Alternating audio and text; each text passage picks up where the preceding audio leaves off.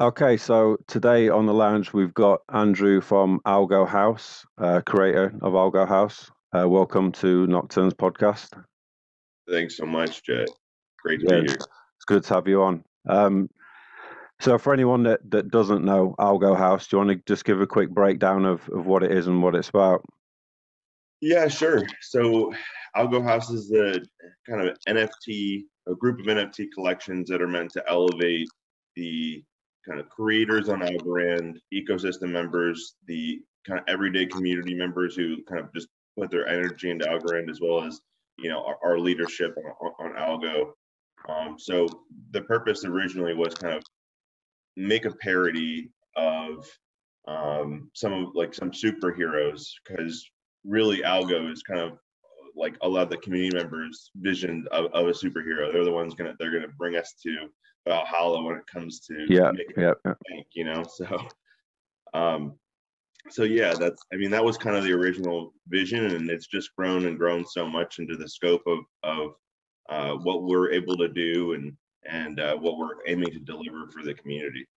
Yeah, no, I saw the Joker one today, or the yesterday. That was really cool. I like that one. Are you the artist then, So or I'm is it one of the collective? artists. We are three artists total. One is more Okay, of our Blender team member. I do a lot of our line art concepts and some simple colors, and then other team member is really a more professional anime artist okay, who does all of our pretty much retouches. It goes everything that we do gets retouched by him to get that same kind of lighting and texture and everything, just to make a cohesive look. So we've got quite an interesting production line where things are always in different areas until they reach yeah. final production. Yeah, I guess that's it. It's the final coloring that gives it the branded look. It's the same I with the think so. Marvel comics or anything like that. It's that artwork, it's the airbrushing that gives it, it's Marvel straight away. So yeah, that's important to have that. 100%. I think it'd be cool then to break down actually the process of it, because a lot of people out there probably don't know actually how the art's created or anything, and they might be interested to get into it and want to know. So sort of the process. So is it, do you sketch them? Is it pencil drawings first to begin with, and then it goes to computer? Exactly. Pencil, pen, and then we have discuss the concept, whether it's a winner or not, or if it's something that we're happy with. A lot of times we'll sketch and resketch the same mech uh, so many times. The mechs take the longest, but anyway, essentially we'll start with that pen or pencil, and then we'll move into Illustrator and get the line art, Yeah. and then really move it to Photoshop to get basic coloring and then all the textures and everything like that. And then we'll go to After Effects if we want to add some fun animation. Yeah. Okay, cool. But Um, and we're kind of getting more into Blender and trying to do more 3D stuff in the future. So a lot of what we've done is low poly environments and low poly creatures. Rigging it has been a difficulty, but we've had to bring in some extra help for that. yeah, I think if you went 3D with them, that'd look really cool. I think that might be the next wave Oh, of where it's going. we're already 3D with the apes. So we're not 3D in terms of like NFT collection yet. We're working on that. Okay, But yeah, that's what I when meant. it Yeah. comes to our little mini metaverse, we have 3D concepts that we just need to tack on all all of the ape traits and everything. So you can go be an ape today in the metaverse. Awesome. Yeah, yeah, it's difficult to get the 3D artists. That's something that come across speaking with people as well. It's okay to get NFTs to a certain stage, but then when you want to go to that next stage and create 3D worlds and everything, that's when it becomes really tough to find a really good artist to do it. So that's cool if you've got them already Yeah, and you're just ready we've to actually go. done it for a couple. We're working on another one, but we did it for Lynx.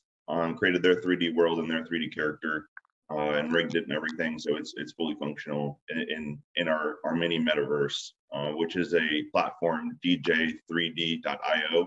A developer named Neil's been partnering with us on that, and it's just been a great experience. He's a really talented developer, and he's continuing to push integration into for Algorand hopes to connect wallets, hopes to have gallery NFTs that you connect your wallet into, and you can run around. And they're like some of the other, that exists on other blockchains, but I don't think it really exists too well here. No, I'd 100% agree with that. Yeah. So what was the switch for you from being just an artist? When did you go to NFTs? What was like the law into thinking I'll switch up to NFTs? Honestly, it was really kind of simple. I just was getting involved in different Algorand communities. I'm really involved in the Opulus community. I'm a community member there. So I started making memes there just because, I've thrown a quick and dirty Photoshop together. Yeah. And then it just like, I saw NFTs, and I wasn't happy with some of the art and the early NFTs on Algo. And I was like, you know what? Like, that seemed interesting, but it didn't draw me in because I didn't understand NFTs at that point myself. Like I always thought, they're just art, and like you sell art in other mediums, all that kind of stuff. But and one day I was watching Dragon Ball Z, not Dragon Ball Z, the normal Dragon Ball. That one's my favorite. And I just like something clicked with me, and I thought of Sylvia McCallie, like Master Roshi, like everyone's hoping that we gain some of that special power. Right. From him, but like, and then I just threw like my own little kind of Master Roshi, Sylvia McCallie, like Master McCallie, like kind of thing together pretty quickly, and then just put it out there to see if people were interested in the concept, and like kind of felt the same way, and it sold out in minutes, and I was just like, okay, maybe, and like, it was just I'm like onto something here. Yeah, exactly. So, then moved on to Kelly, and then just kept going from there, from people that I really emulated in the community and were wanting to emulate and wanted to elevate. So, I think we went to Seb from Yieldly, and then Lee, obviously, and then just kept going from there on people we really respect in the community, as well as NFT artists. I was going to say that's the best way you did it, because you did it organically. It wasn't I'm going to make money, I'm going to create something, because I think that's the problem with a lot of them at the moment. I was going to say this to you. What do you think of the state of the NFT market at the moment then? Do you think with all the rug pulls going on and everything, it seems there's too many cowboys in it that are just there. They want to make the money, they want to get out, and that's it. There's no actual love for the art or love for the culture of it at all. Yeah, man, it's a big pain point, because it's like, do we have freedom and open marketplaces and anyone can participate, or do we have like curation and closed societies and all that kind of stuff? And it's just such a tough decision in any scenario, that it's like I feel like anyone should be able to sell, but I think there should be services that curate, and I think one of those mediums is like what you're doing with podcasts, and what Market Maker is doing with his behind the NFT and various things like that. So I think the state of the NFT market is, number one, it's a little bit Wild West on Algorand, and then number two, it's a little drained. I think there have been a couple instances where people have, I wouldn't say people, but like groups have just like wanted to jump in NFTs and then launched a really expensive NFT, and like everyone got really hype about it, and then it just tanked sentiment, and it's just like, that wasn't good for our community. I think you're right. Everyone has to be able to put stuff out there, and everyone has to be able to create if they want to, but there's got to be something to stop the rug pulling. I think that, because that's where the problem is, because in a normal art world, you put your stuff out there, people can buy it, but then the value doesn't go to zero. Do you know what I mean? The artist can't just go, this is worth zero now, and get out of there. Yeah. It's worth whatever it's worth, and there has to be something with NFTs like that where the value stays, even if the artist rug and just runs away with the pot, if you will. Yeah, I would challenge groups like, I don't want to call anyone out specifically, but groups that just show galleries and show collections and show statistics on Algorand, to maybe implement a community rank, or a safety factor, and then have all of the, Rand Gallery, Algo X NFT, all of them kind of make an API call to that, to show it before people buy, like, this is a red flag, or this one has no history. And then that kind of like it's not an opinion from the actual marketplace, because that can get into financial advice, I'm sure. But it's a third party coming in and saying this is what the community thinks of this artist, or the community doesn't know this artist. Yeah, yeah. I think I can say that on Nocturne we're working on something like that, where people they'll have to be authenticated, and they will be authenticated. So there'll be no just cowboy sellers on there. So That's excellent. Yeah, little sneak peek there. I take it your influences are manga mainly. Were you Yeah. doing? Have you been into that since like a kid? Oh yeah, absolutely. And, I've loved it all. I guess really DBZ and like Dragon Ball was a big factor, but even before then, it's not that popular, but I was always a huge fan of Liger Zero. I think it has a really good storyline for one of those types of medium. So like that one got me really into like the Gundam style and Gundam Wing and all the Gundam series. It got me into that as well. But yeah, I think the earliest one I remember is Liger. I actually liked Yu-Gi-Oh a lot, which wasn't really like it was like more of a little thing, but that I draw on some of that for some of the art as well. So yeah, but Naruto, gosh, Full Metal Alchemist, so many different ones that have gone through the years. I mean, I just finished the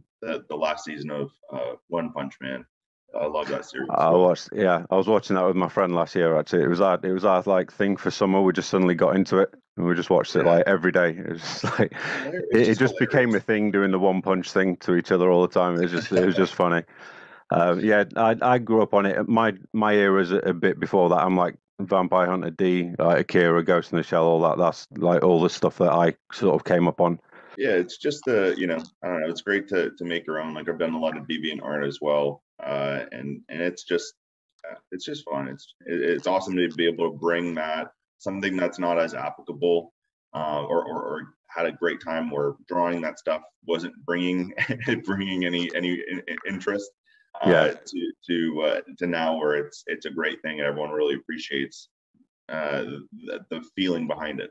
Yeah, but I think that's good though, because if you've got the authenticity of that's just what you do and you want to do it, eventually it will come around. And if you just stick with what, instead of chasing trends and chasing this is hot right now, I'm going to start drawing like this, and just stick with what you do best and stick with the style, and eventually, yeah, people will recognize that and it'll pay off. I think that's the best way to be creatively. Just stick with what you do. And that's the beauty. I mean, it's kind of the beauty of having three artists here, because we all have different styles, and like I guess one of our other team members, he's just such a talented guy that in our new Gen 2 series, like it's really, you can see the pencil stroke detail on a lot of the pieces, and he's primarily leading that one and pushing that one forward. So it'll be, our Gen 2 will be a little bit different, but I've been previewing with the community, getting really positive feedback. But we're gonna always keep we're gonna keep Algo Saiyan open, the Algo Saiyans open, and keep doing heroes. I think we're planning on doing like a burn.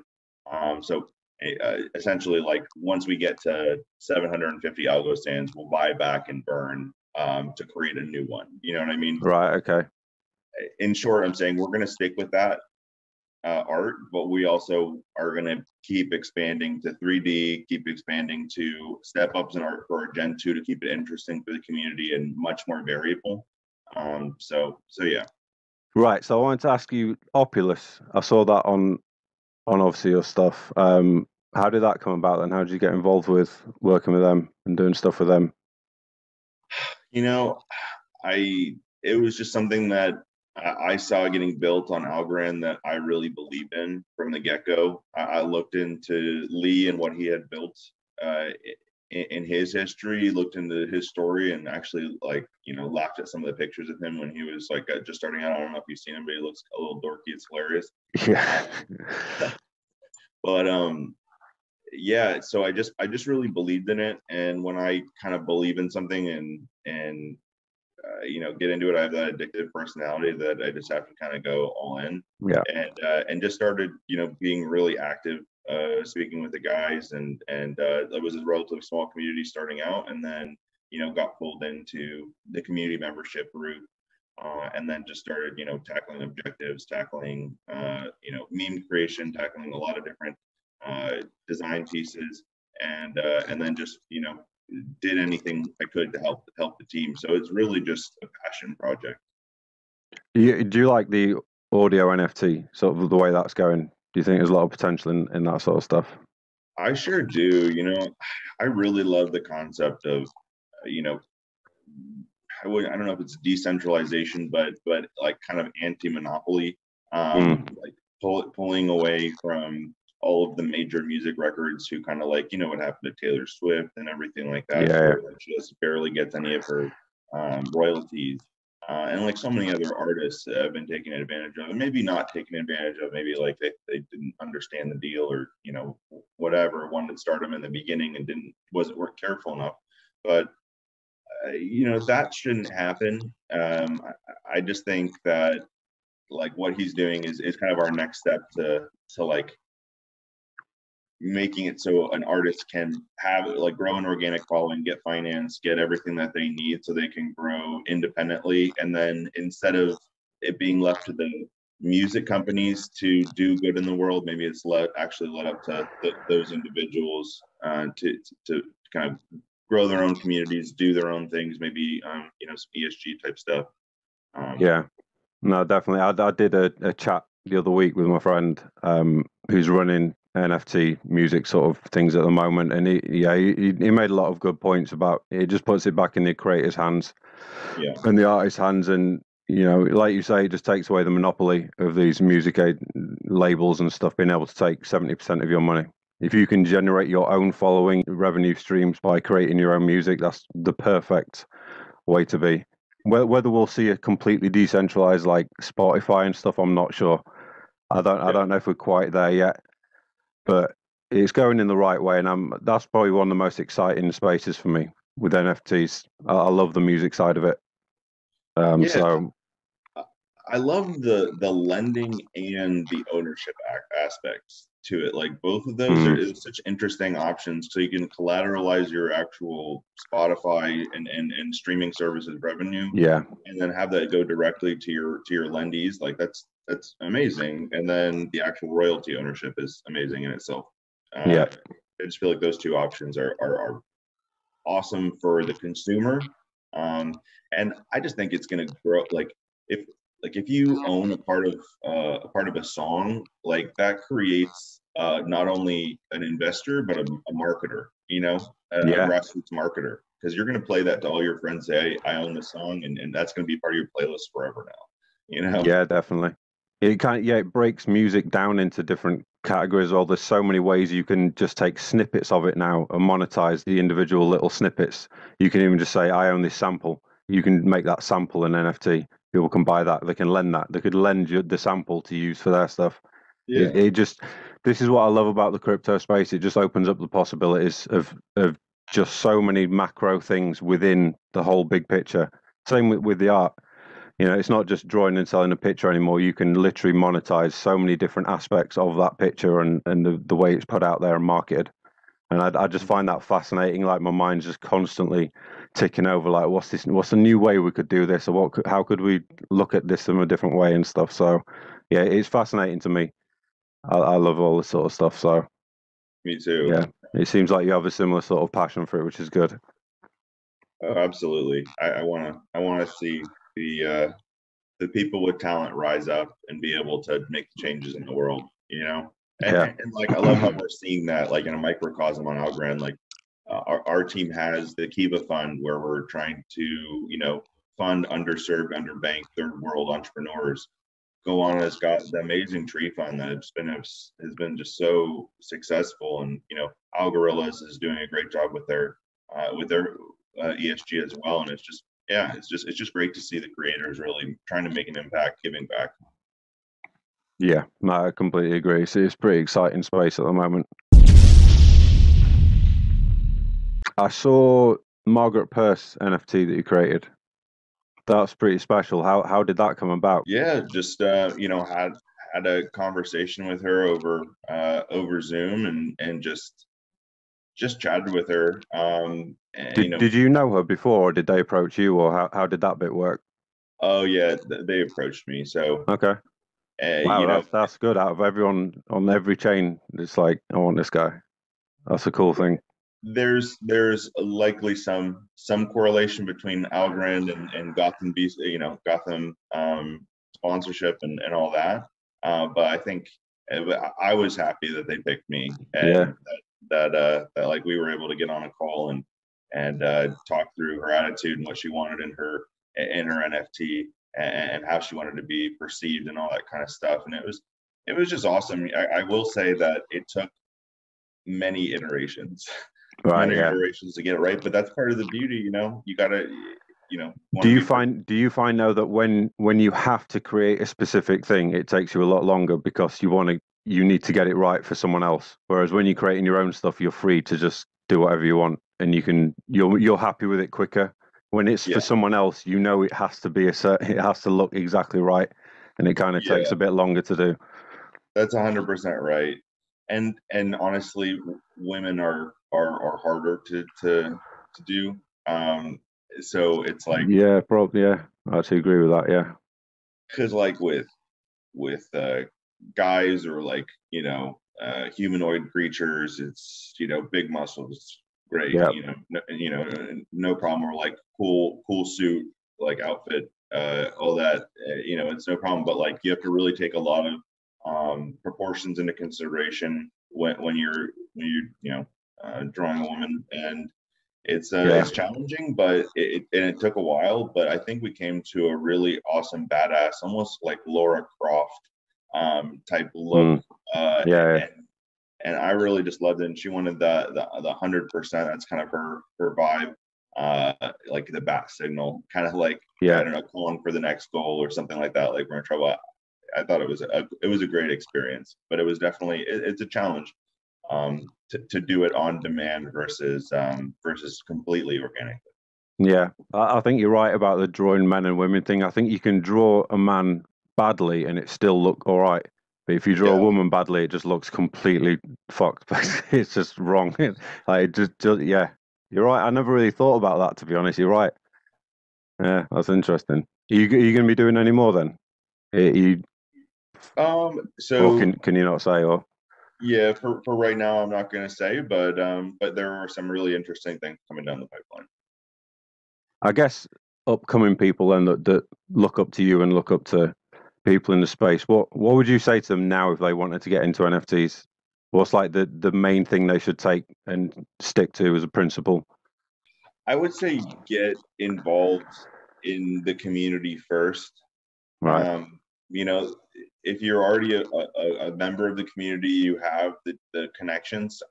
I don't think I would even be here. I don't think I would have sold any, Mm. probably, NFTs, unless I was already a member of the community, already tweeting, already working with Yieldly, Opulus, Algorand in the Telegram chats at the time. Just being an active member there. Yeah, And I agree. I just felt like, people knew me, knew that it was legit. And like, that's part of the battle, because there's so, like we talked about earlier, there's so much of a lack of trust in the community right now when it comes to NFTs, and then even coins. So yeah, I think that's number one. Number two is, don't try to copy something that's been successful. Try to do Yes. something organically. There's you can do a lot of different Bored Ape Yacht Club traits, but like at the same time, like, got to do something new. I think that's one of the things that has been our strength. It's just completely different than anything else. You Yeah. know. That last point, that it really grates on me that when I just see replicas of everything, they just churning them out. You'll get a project that turns up wherever the hottest thing is. There'll be 20 versions of it that day that appear as Mhm. well, and it goes against everything artistically for me. The whole point of art is your expression, it's your creative output, I really dislike that. So I'm glad you said that, because that'd be a main point for me to say to people is just, do what you want to do, create something you want to create. Yeah, and gosh, Because plagiarism in NFTs is huge as well. Is that, I mean, that's another big problem that yeah, someone's going to have to figure out how to solve, because yeah, people are absolutely. just taking art off Google as well. Yeah, I mean, what was it Algo walks a while ago? I don't know if you Something saw like, that yeah, one, but they got on this like RPG maker website and that it was got it. into some Yeah, forums yeah, and then they just stole a bunch of characters from the forums that people were just creating themselves yeah, and then sold them all and it was just like a yeah and then that the guy hopped on the one of our spaces one time and was just chatting and it was just like to me immediately it was like oh I don't know I don't know yeah. about this. I guess the issue is that there's nothing to stop them at the moment. I mean, people aren't. I don't know if they are now, but people weren't getting prosecuted. There was no law to Yeah, to not this sort of stuff. internationally at least, right? Yeah, I think people should be trademarking their stuff as well, because you can now. I looked up recently. You can now trademark NFTs Oh, I officially did not. through. Yeah, so you could. There's actually a class now where you can trademark digital asset stroke NFT. So I think if more people start doing that, there'll be a lot less of this plagiarism, and you can actually do something legally about it. Then if someone completely copies your work or your Yeah. name even. So yeah, what have you got coming up then for people to look for? Any new projects or things for people to be following you for and look out for? Yeah, so like I mentioned, Gen 2, we're aiming to launch that either late May or early June. That's kind of tentative date right now. Want to get have it be really expansive and kind of different, have a lot of different traits, a lot of things the community isn't used to seeing. But then some of also the same factors and a lot of the same traits from our Gen ones, bringing some of that same flair in.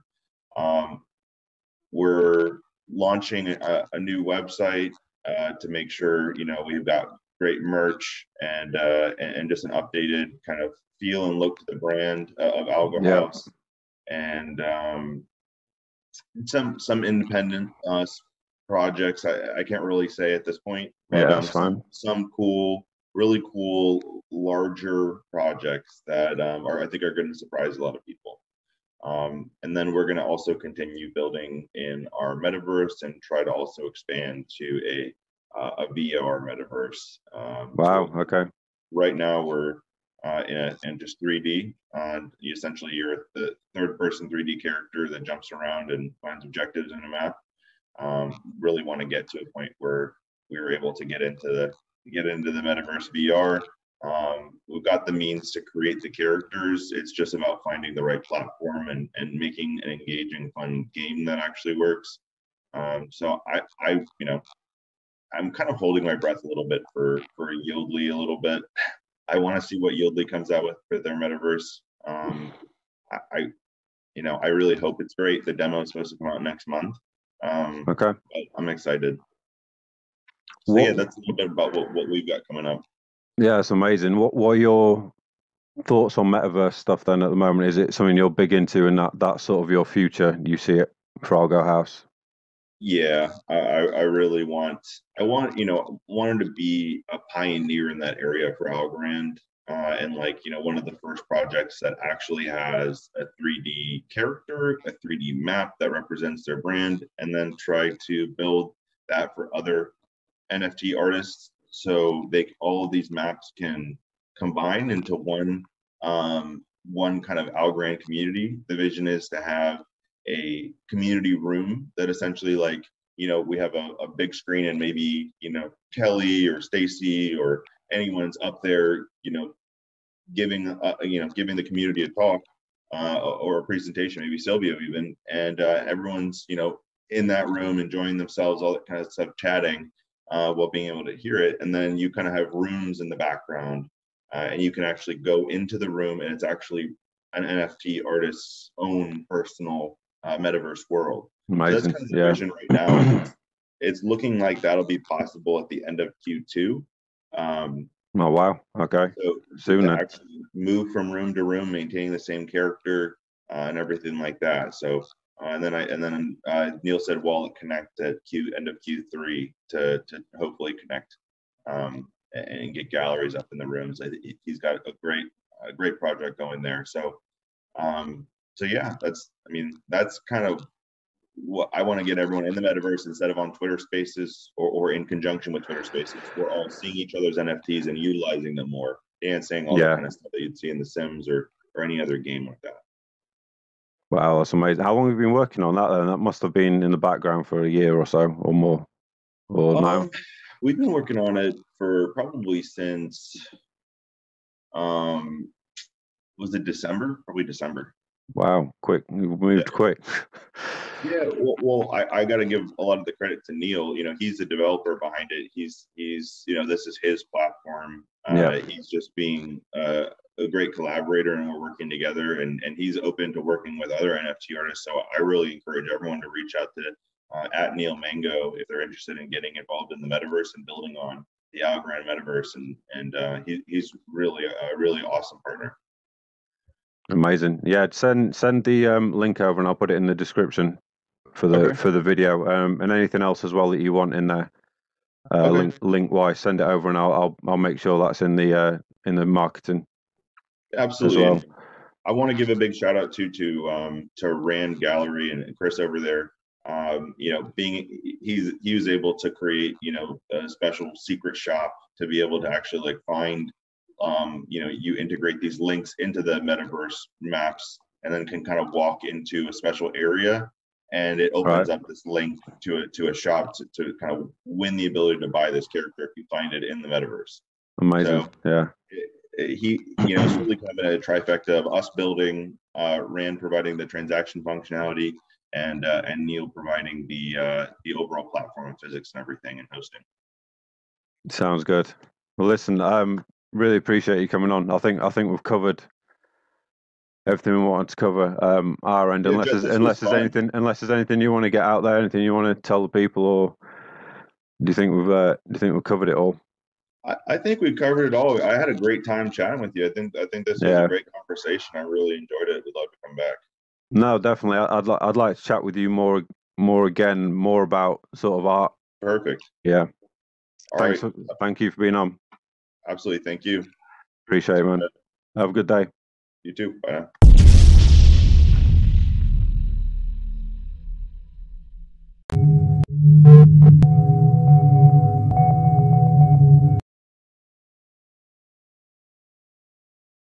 Light just went.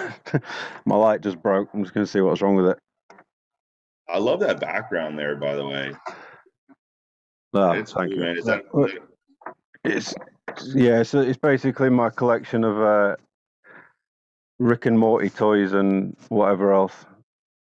My wall. I got Pulp Fiction poster. Yeah, I've got the Meeseeks. I've got a Grogu that is animatronic one. Nice. So talks and everything. Yeah.